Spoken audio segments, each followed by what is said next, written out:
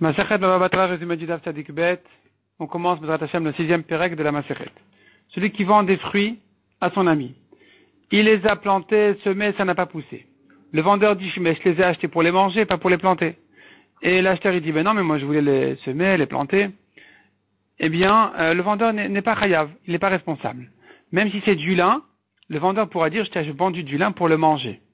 Parce qu'il y a des gens qui mangent le lin, et donc je l'ai vendu pour le manger, il est pas tour. Selon Rabban Shimon Gamliel, si il s'agit des espèces qui ne sont pas mangeables du tout, dans ce cas-là, le vendeur, il est lui responsable.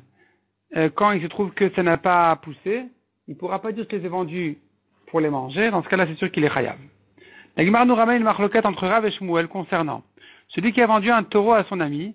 Il se trouve que le taureau est un taureau en corner et on ne peut pas le garder tel quel, il faut lui faire la shrita. L'acheteur il dit, mais je voulais labourer mon champ, qu'est-ce que tu m'as vendu un taureau que je peux rien en faire? Le vendeur lui dit, ben non, mais tu n'as qu'à le manger. Et l'acheteur il dit, mais je veux pas le manger, je veux travailler. Selon Rav, il doit lui rendre l'argent, lui rendre le taureau, on annule tout. C'est un mekartaout. Shmuel il dit, ben non, il pourra le vendeur lui dire, écoute, je t'ai vendu pour la shrita. La Gemara dit, s'il s'agit de quelqu'un que, en général, en principe, on sait quel est son intérêt avec les taureaux. Si c'est quelqu'un, c'est un boucher, il veut la viande. Si c'est un homme qui travaille son champ, il veut labourer. Donc si c'était ça, alors le vendeur ne peut pas dire je l'ai vendu pour ceci ou cela. C'est bien clair pourquoi il devait lui vendre le taureau. Il s'agit de quelqu'un qui peut acheter soit pour ça, soit pour ça. Il s'agit aussi que le prix, il est le même. Le prix d'un bœuf à shrita et le prix d'un taureau au champ, à travailler au champ, c'est le même prix. Et alors, c'est quoi maintenant le problème? C'est que l'acheteur, il dit, mais je devrais me fatiguer à le revendre et à racheter un autre et tout ça. Et donc là, il s'agit d'un cas aussi où le vendeur a de quoi lui rendre l'argent. Il a de quoi lui rembourser, il a de l'argent à lui rendre. Mais il veut pas. Il dit, ben non, c'est vendu. Là, Rav dit, mekartaout, on va selon la majorité des gens qui achètent un taureau pour labourer leur champ. Donc tu l'as trompé, puisque la majorité des gens ne sont pas intéressés par un taureau de shrita, tu dois lui rendre l'argent. Shmuel dit, il te rend le taureau, tu lui rends l'argent. Shmuel dit, non, on va pas selon la majorité. On ne va selon la majorité que, on suit la majorité que dans une question de Issour Veheter, si c'est permis ou interdit. Mais quand c'est une question d'argent, on ne va pas aller selon la majorité.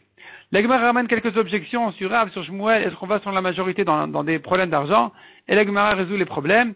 Un exemple, c'est une femme divorcée qui vient réclamer sa ketouva en disant « mais je mérite une ketouva d'une vierge qui s'est mariée ». Le mari dit « mais non, mais je t'ai mariée veuve, et donc tu ne mérites que la moitié sur la somme de base de la ketouva ». Et là, on dit à la femme qu'elle doit amener des témoins. Donc tu vois qu'on ne peut pas aller selon la majorité où elle se marie vierge. Donc c'est une preuve pour Rav, pour Shmuel qui ne va pas selon la majorité quand c'est une question d'argent. La Gemara repousse cette objection. La Gemara ramène encore une autre objection. Il a vendu un esclave à son ami, il se trouve que l'esclave c'est un voleur. L'acheteur le garde tel quel, il peut rien dire. Donc tu vois que le vendeur pourra lui dire, écoute, il y a une majorité d'esclaves qui sont des voleurs, et quand je te vends un esclave, selon la majorité, c'est normal qu'il soit un voleur, qu'est-ce que tu veux que je fasse? Et donc c'est une preuve que, comme Rav contre Shmuel, comme quoi on peut aller selon la majorité, même dans des problèmes d'argent. La Gemara répond aussi à cette objection en disant, c'est pas qu'il y ait une majorité d'esclaves voleurs, c'est que tous les esclaves sont des voleurs. Donc ici c'est clair que quand il vend un esclave, que l'esclave il peut être voleur. Donc on n'a pas de preuve de là non plus. La Gemara va continuer dans le daf suivant à ramener encore d'autres objections.